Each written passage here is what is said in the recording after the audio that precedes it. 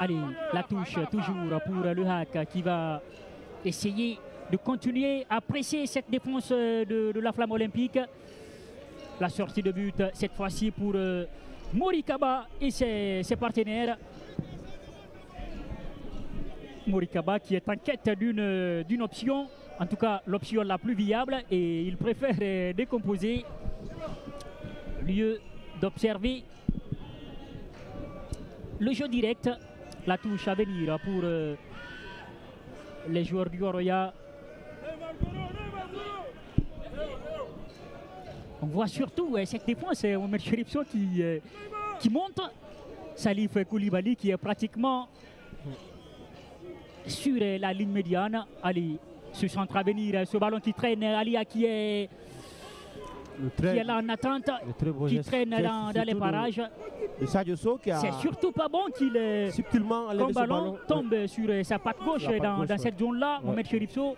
C'est surtout Sadio Sow qui a évité. Absolument, il a eu au moins l'intelligence de dévier ce ballon afin qu'il ne tombe pas sur. Allez, là il faut le souligner, très belle récupération de la défense olympienne. Ils vont ressortir maintenant pour aller provoquer cette équipe du Oroya. La contre-attaque à venir pour les Olympiens, ça n'ira pas longtemps. C'est une récupération qui ne va pas non plus durer du côté du Oroya.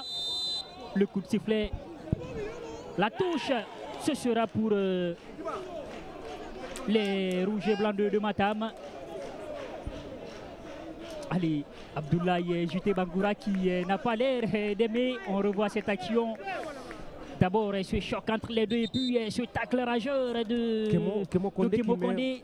Beaucoup plus d'impact à l'image de son équipe. Hein. Allez, à chaque récupération, à chaque contact,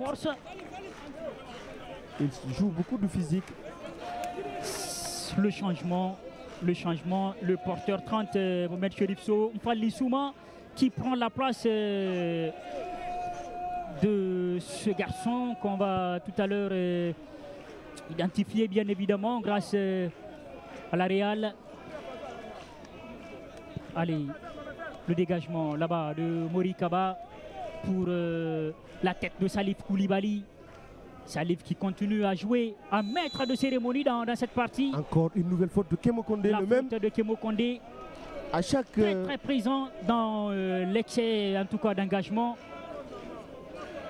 C'est une équipe, Mohamed Cherifso, qui est à ma foi non seulement l'ombre d'elle-même, parce que ses qualités semblent être, Mohamed Cherifso, c'est encore ses problèmes pour cette équipe, parce que quand vous mettez de l'impact, oui, vous avez une bonne visibilité du circuit de passe de l'adversaire, mais que vous manquez de lucidité dans la zone de vérité, c'est-à-dire dans l'autre surface, et surtout que vous attaquez très mal les espaces que l'adversaire vous laisse. C'est le cas ici. Vous aurez beaucoup de mal, en tout cas, à aller obtenir ce que vous voulez. Allez, de toutes les façons, il y avait déjà une position avancée sur cette action. À chaque reprise, il tombe surtout sur le piège qu'il attend. Absolument, regardez cette action. On va voir, même si ici il n'y a pas de jeu. Non, on va voir c'est à partir d'où. Non, si on s'en tient à cette action, M. Cherifso, là je n'ai pas trop compris le drapeau levé de Alassane Rico de l'autre côté. Alassane Rico a imaginé un hors-jeu. Absolument. Parce que pour là, le moment, il n'y avait pas du tout hors-jeu. Le garçon olympien était totalement couvert par Salif Koulibaly. Allez, attention à cette sortie engagée de la part du porteur 8 du Oroya. Lui, c'est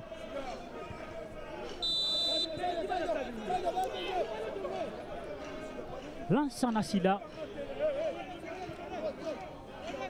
M. Cherifso, on va pratiquement atteindre l'heure de jeu ici au stade Petit Sori de Nongo.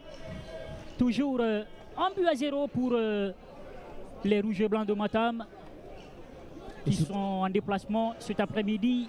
Et surtout, je pense que pour l'Oroya, il faut aller chercher ce deuxième but-là. Absolument. Pour éviter en tout cas toute surprise à la fin de la rencontre. Parce que un seul but, défendre un seul but, c'est souvent très compliqué. C'est courir en risque surtout. Surtout, ouais. Allez, Sadio Sow sur son côté qui continue à bétonner comme il sait le faire. Allez, la faute.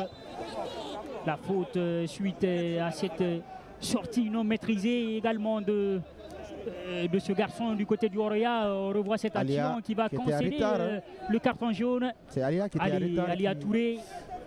Qui a raté. Touré, on l'a vu tout de suite, il n'a pas forcément joué le ballon, touché la cheville de Sadio Sow, mais on voit quand même l'action prouve à suffisance qu'il était venu pour découper. C'est surtout ça. Allez, il a failli chicoter la jambe de Sadio Sow. Heureusement que Sadio Sow a su sauter pour se sortir de ce piège. Allez, va jouer maintenant de l'autre côté. Il a réussi à chipper ce ballon à son vis-à-vis. La Roche, il s'est complètement loupé. Et surtout, sur cette action.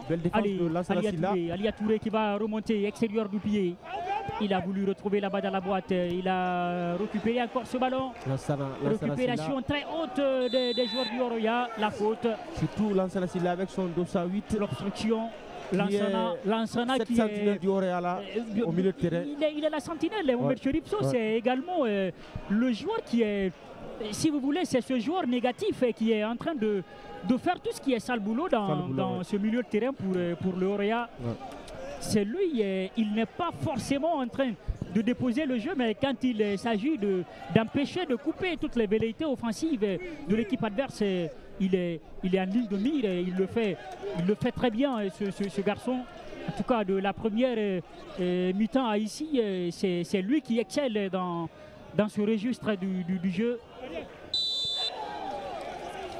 Allez, le coup de sifflet qui va donner la faute aux joueurs de la Flamme Olympique de Guinée, alors qu'on joue la 62e minute ici au stade Petit Sori de Nongo, toujours en 1-0 pour le Oroya.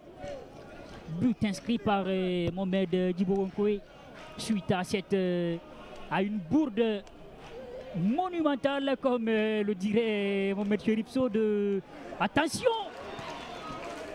Là, on n'était pas loin de la patate nucléaire, Mohamed Cherif Sow. Une frappe très bien tentée. Allez, un ballon surtout qui a failli endormir toute cette défense du Oroya. Attention. Allez, on revoit cette action.